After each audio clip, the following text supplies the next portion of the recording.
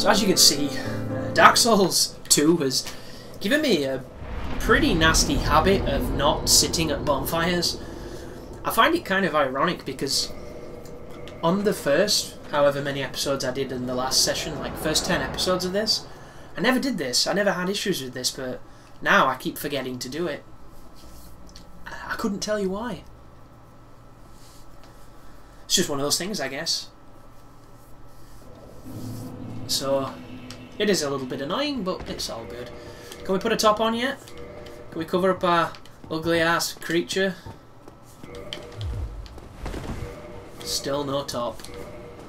Of course, if I was using the Havel ring, it'd be a different story, but that's just not the way we're doing it. It's the Kumo, is what it is. This thing must weigh a ton, it does. It weighs 12. It weighs a ridiculous amount of weight. And that's what's throwing me off, because normally I use much lighter weapons, and I can generally have a full outfit and still get the maximum roll, but without better endurance, this is just not looking like it's a thing.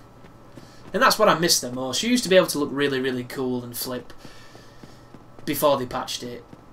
And then they made it so, you know, you just... I understand why they did it. I still miss it. I've always liked this corridor, even though I don't really understand it. It's one of those areas that seems to be more concept than anything else, because there's nothing much to it. It's just a nice, fancy place. So there we go. Let's actually rest this time, and hopefully not get murdered, so that we can die to Seath.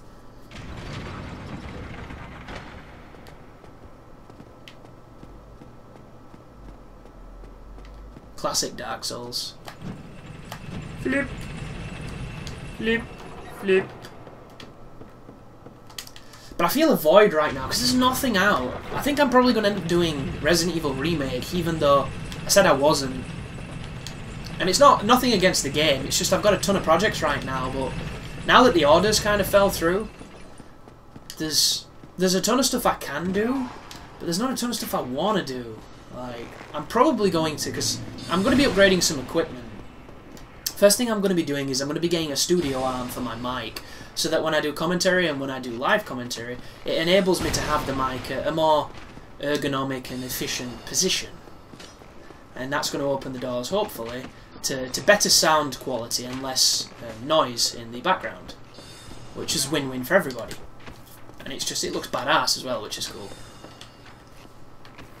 I'm probably going to have to get a shock mount for it, which is an added expense, but I don't want, you know, additional noise or any of that kind of stuff, so it's a good investment, and it's something that's hopefully going to last, because I'm assuming it's a quality build. Have I even got a Ring of Sacrifice? I have, because I went on that crazy path earlier on, didn't I? Yay! But it's not going to give me my humanity, I don't think. Ooh, this is the crystal NPC who cheats. So I don't know if you've fought this guy a lot, but this guy can parry with a shield that doesn't have a parry. And not only that, he's, you know, he can parry you, of course, which is a dangerous thing. So is that the poke? Oh no, that's the big one-handed slippy attack. We can parry that next time he does it. Here we go. Ooh, maybe not. That was a partial. There's the R2. Shit, he did. Fucking threw me off. Did the backstep into R2? That was dead clever. Is he just going to swing? I don't think this guy is an R1 spammer. You can't do any of the back... Oh, nice. The backstab shenanigans. Wow, that fat roll, man, is really tricky to time. I'm just going to put that between us so I can get a cheeky heal. Thank you, sir. Does he do the spam? Do you spam? I always find the NPCs on this, they don't do too bad of a job at fighting. I mean, they're not brilliant, but they're okay, I guess. R2. Wow, it doesn't look like he has the stats to use that weapon. Or maybe... I don't think... One of the things I never fully understood with the shields on Dark Souls, because I never really researched it, was which shields dictate what weapons bounce off them. I know there's places that have this information. Nah, that was bad.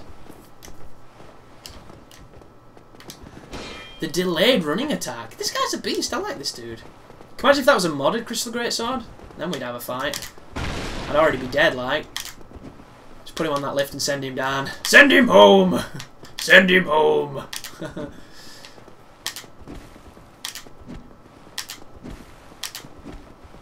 Poor guy. It must be annoying, that. The one thing I do miss from Dark Souls 2 is the guard break. I think the guard break's a fantastic mechanic.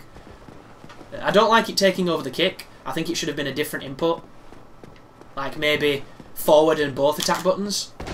Would have been quite cool. Every single time. Wow, could have backstabbed him then. Could have backstabbed him then. Ooh. What was I saying? I was thinking about something and I forgot. That's no good. Oh, I was talking about technology upgrades. So there's those things that I'm going to be dropping down some money on, and I'm also going to be upgrading my... Well, I thought you'd come then. My HDP VR. I'm probably going to get a HDP VR too, because it's got the USB. It's got the HDMI to HDMI capturing, which means I'll be able to finally capture on HDMI rather than component, which is what I've done since I started doing YouTube. Look at that! The second hit has that mad delay on it and really poor tracking. GG, dude. And that's going to enable me to record the Xbox One that I've currently got at my abode, which will enable me to do maybe a live playthrough of Sunset Overdrive and have some fun with that. And I think Lords of the Fallen's currently on sale at 85% off, so I can pick that up and I can cover that game, because that game's a piece of piss. And then of course, anything else? I could maybe do some Rise multiplayer shit, I don't know. Just opening up some opportunities. Nice.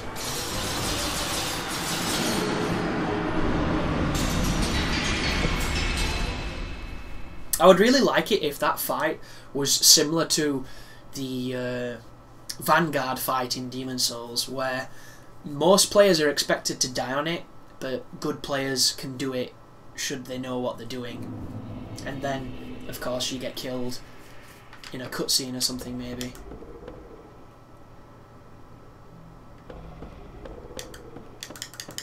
Fuck off, Ringer's shattered. I can't do things.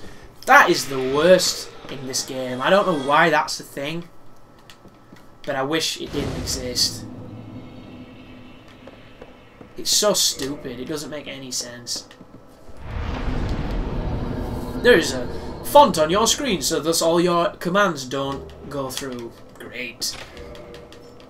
Right, get him in a backstab! Is that awful music going to be playing? Get him! He's going to attack. He's attacked! You never attack!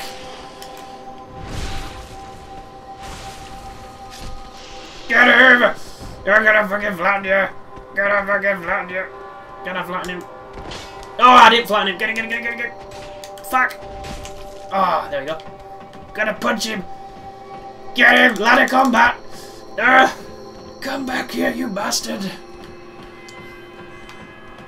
King Kong ain't got shit on me! Ladder combat! Oh, he's not having any of it. Don't you dare, you dirty bugger. I'm so dead.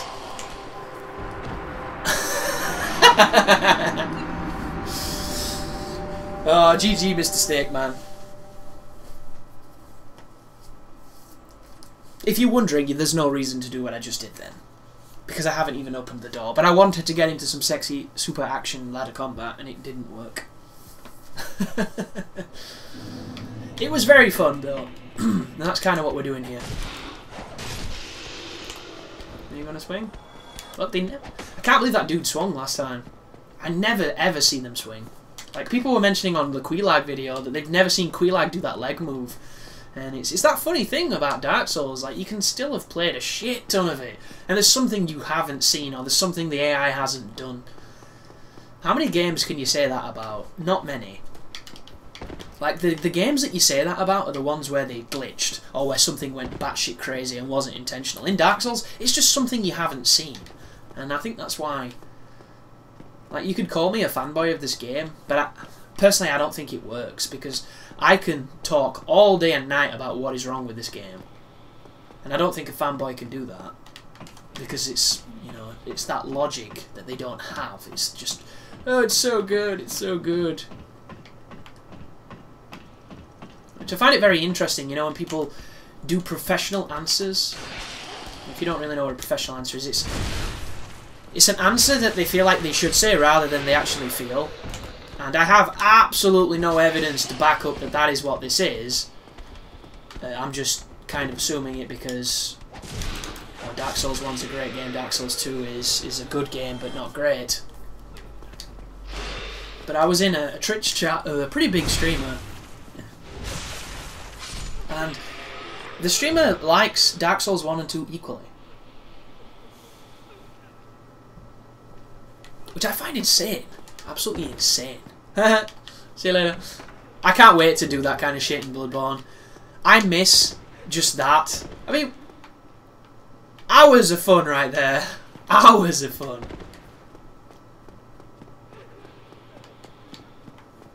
So good. Look at it! Like, oh, this game. Can I just drop? I don't know why I was going down. How many people thought there'd be something to do with this? Like, I always feel like there should be something. Like, maybe this led to a clock tower level Castlevania-esque that never got finished. I bet it's something like that. Because Dukes is just screaming for more. Look at it. This is such a cool area. There's that floating door in the middle of nowhere. There's all sorts of stuff that Dukes could have had. And that, it's just a big tease. What could that have been? Can you hear dudes moving around? I also get a bit of a Nexus vibe from Dukes. I think it's because you go really high in it and there's a couple of tricky ledges you can jump onto. And you can do that in the Nexus, so I kind of cross my wires a little bit with that.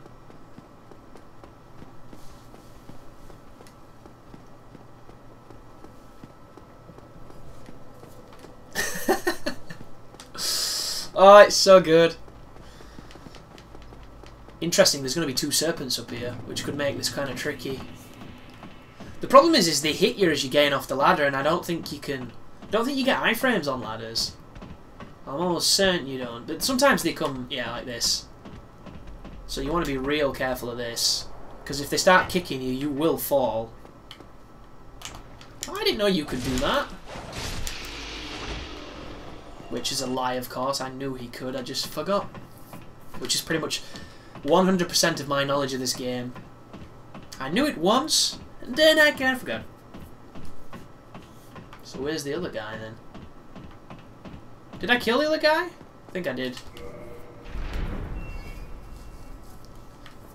Oh, I wish Dukes was better. Dukes could have been so good, man. It's a beautiful looking place. It's got this kind of perpetual lavender tint. I love it, and I really like that crystal forest down there as well, which ends up doing absolutely nothing, but God, it looks good. And sometimes, you know, that's all you need to do to impress me. Just look beast. Bing. Bing! Another thing too that I've mentioned on videos that you might not have heard if you don't watch everything I do, which I don't expect anybody to watch everything, because it's kind of crazy.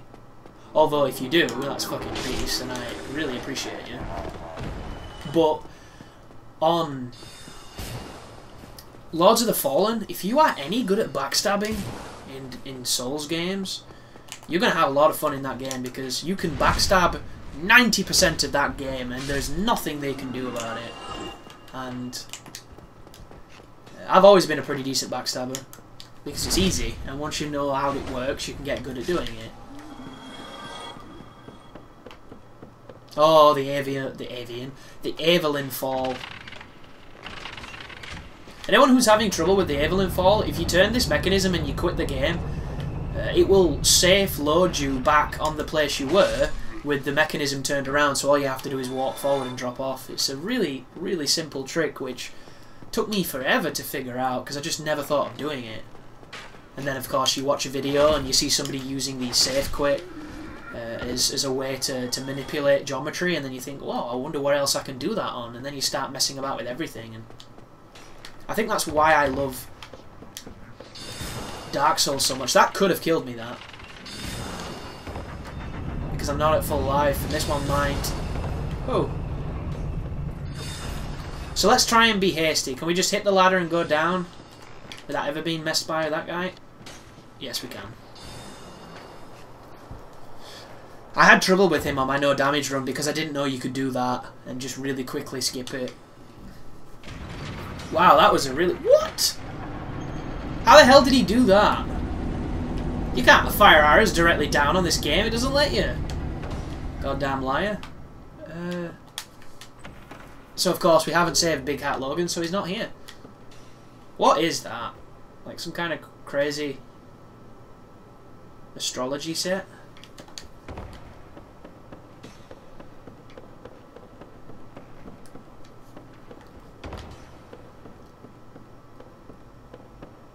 I'm really rusty on mimics on this game because of Dark Souls 2 has kind of conditioned me to appreciate the wake-up attack they've got, whereas on this game, they don't have one.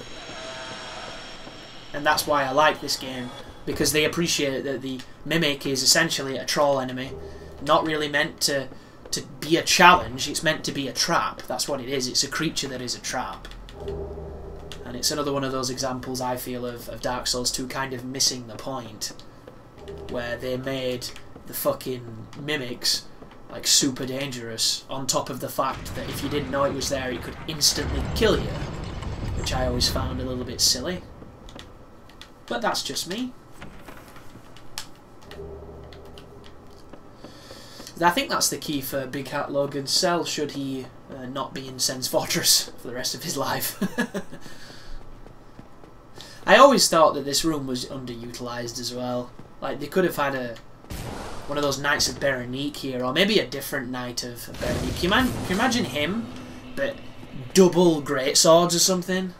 Or just imagine a bunch of Ornstein NPCs. Like, this is where they're... Like, no lore implications or any of that nonsense. Just, like, random dudes wearing awesome armour with really cool weapons. Wow. Touché, sir.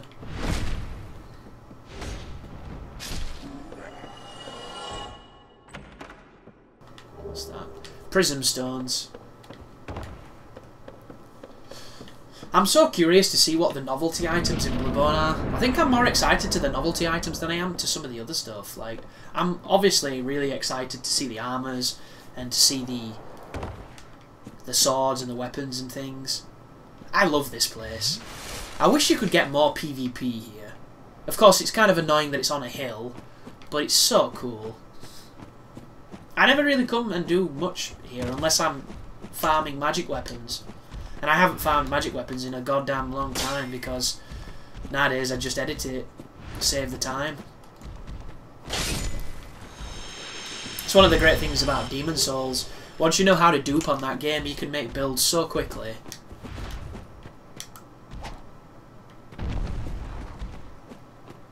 This is an interesting enemy. But it's fair. It's very fair. Like, this guy connects. He does big damage. He's got a lovely two-punch combo that he just will not do for some reason.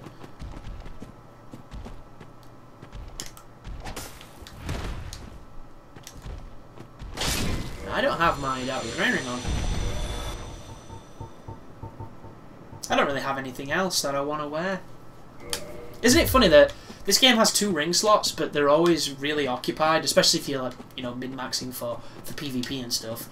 But Dark Souls 2, you have 4 ring slots, and I don't think there's 4 rings I ever want to wear. The DLC helped that because it enabled me to wear that ring that gives me the fancy evade, which I absolutely adore.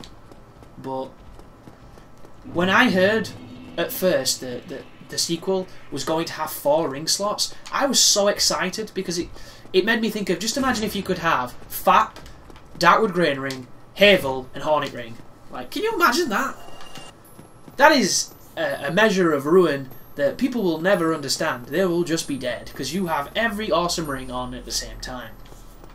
And then Dark Souls 2 comes along, and there's maybe 2 rings on that game that I like to wear.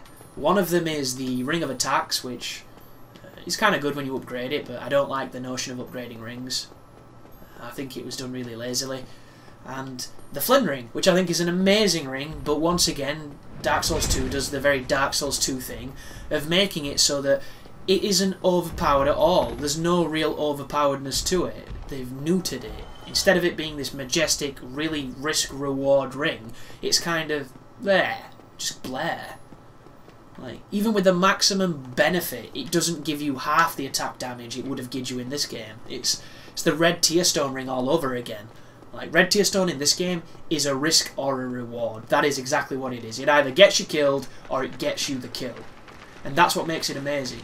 But in this game, sorry, but in Dark Souls 2, of course, they changed it so that it's almost not even worth using. And that philosophy kind of manifests in a lot of the systems in Dark Souls 2. There's a clam in. I can't tell. I don't think so.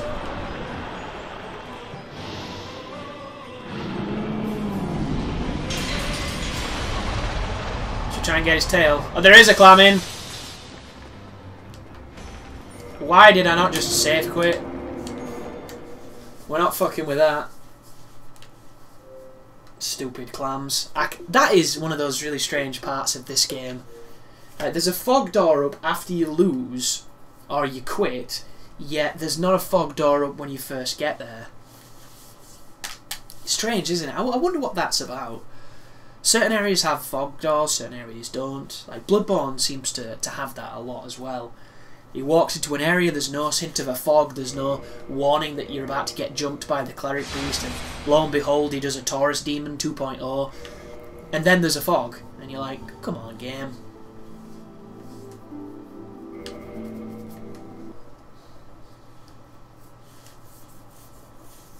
So somebody asked me how long this game was, and I said you can comfortably beat it within about 20 hours when you know what you're doing. Wow, dude, what the fuck was that?